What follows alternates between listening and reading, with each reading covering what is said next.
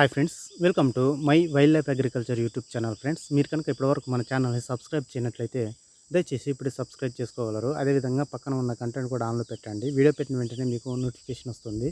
ఇప్పుడు మనం ఈ వీడియోలో మిరపలో మిరపలో తేజ రకాలు మరియు లావు రకాలు ఈ మధ్య అంటే లావు రకాలు అంటే మధ్యస్థ రకాలు మరియు లావు రకాలు ఈ రెండు ఒకటి.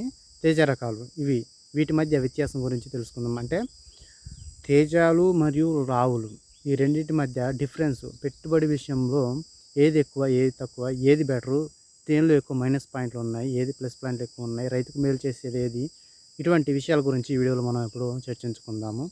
ముందుగా పెట్టుబడి విషయం చూసినట్లయితే కౌలు గురించి చూసుకోవాలి. ల్యాండ్ యొక్క కౌలు.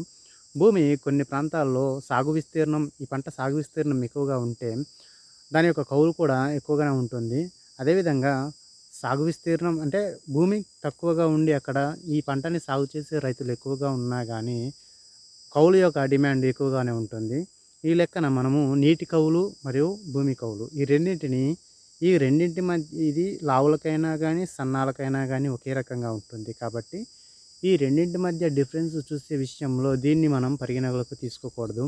నీటి కౌలు మరియు భూమి కౌలు అసలు తీసుకోవాల్సిన విషయాలు ఏంటంటే రసాయన మందుల విషయంలో, రసాయన ఎరువుల విషయంలో, అదేవిధంగా కోత కోళ్ళు, ట్రాన్స్పోర్టు, విత్తనాలు, వీటిపైన మనము వ్యత్యాసం చూద్దాం. ఇప్పుడు ముందుగా రసాయన మందుల విషయం చూసినట్లయితే తేజ రకాలకి లావు రకాలతో పోల్చుకుంటే రెసిస్టెన్సీ పవర్ ఎక్కువగా ఉండడం చేత వీటికి తెగులు సమస్యలు తక్కువగా వస్తాయి. అంటే తేజాలకు తెగులు సమస్యలు అనేటివి తక్కువగా ఉంటాయి.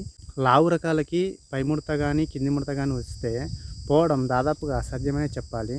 ఒక్కొక్కసారి పోయినా కానీ చాలా స్లో, ఎప్పటికో పోతుంది, లేకుంటే లేదు. అదే తేజాలకు చూసుకున్నట్లయితే ఈ సమస్యలు దాదాపుగా రావు. మనము కంటిన్యూస్గా వారం మనము మందులు స్ప్రే చేస్తూ ఉంటాము కాబట్టి ఈ సమస్య రావడం అనేది తక్కువగా ఉంటుంది. అదేవిధంగా వచ్చినా కానీ తొందరగా కంట్రోల్ అవుతాయి. ఉదాహరణకి ఇండికా లాంటి లావు రకాలకు తెగులు సమస్య అంటే పై ముడత కానీ కింది ముడత కానీ వచ్చిందంటే పోవడం అనేది దాదాపుగా అసాధ్యం. పంట చివరి వరకు ఇది ఇలాగనే కొనసాగుతూ ఉంటుంది. లావు రకాలకు ఈ సమస్య ఎక్కువగా ఉంటుంది. అందుకే మనకు తేజాలతో పోల్చుకుంటే లావులకు పెట్టుబడి ఎక్కువగా అవుతుంది రసాయన మందుల విషయంలో.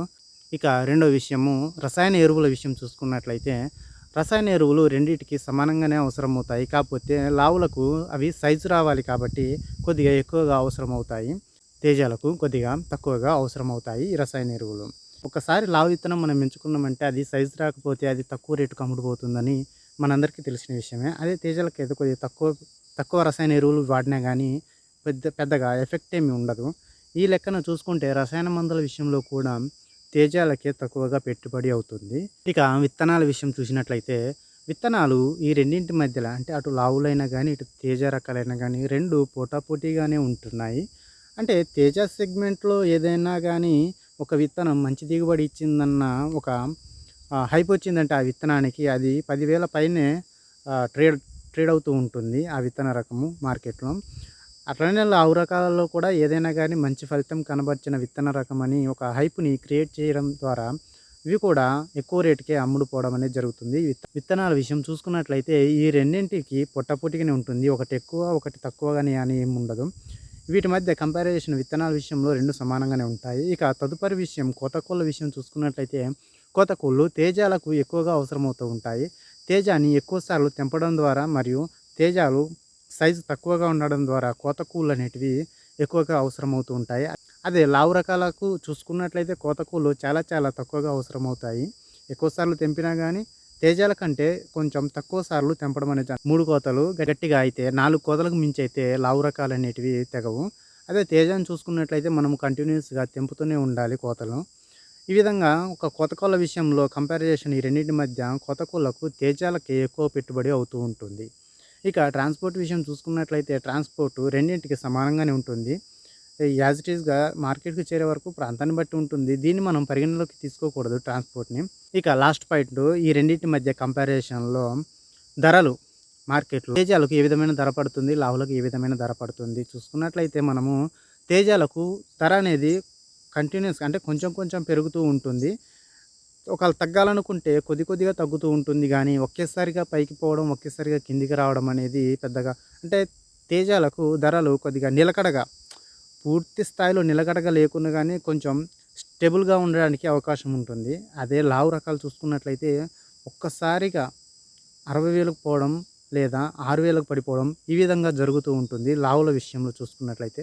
ధరల విషయంలో తేజాలు సాగు చేయడం ద్వారా రైతుకు కొంచెం నష్టం అనేది తక్కువగా అయ్యే అవకాశం ఉంటుంది. లావులతో పోల్చుకుంటే లావులకు ఒక సమయంలో రేట్ ఎక్కువగా ఉంటుంది. ఒక ఒక సంవత్సరం రేటు తక్కువగా ఉంటుంది. తేజాలకు అలా కాదు.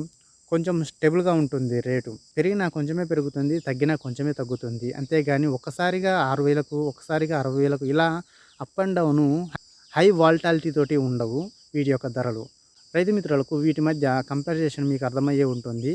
అయితే తేజాలు లేదా లావులు సాగు చేయాలన్న విషయము రైతు యొక్క సొంత నిర్ణయం మీద ఆధారపడి ఉంటుంది. మన ఏరియాలో కోతకూళ్ళకు అనుకూలంగా సరిపోను అవసరమైనటువంటి వసతులు ఉన్నట్లయితే తేజాలు సాగు చేసుకుంటాం. లేదా మన ఇంట్రెస్ట్‌ని బట్టి లావులు సాగు చేసుకోవచ్చు.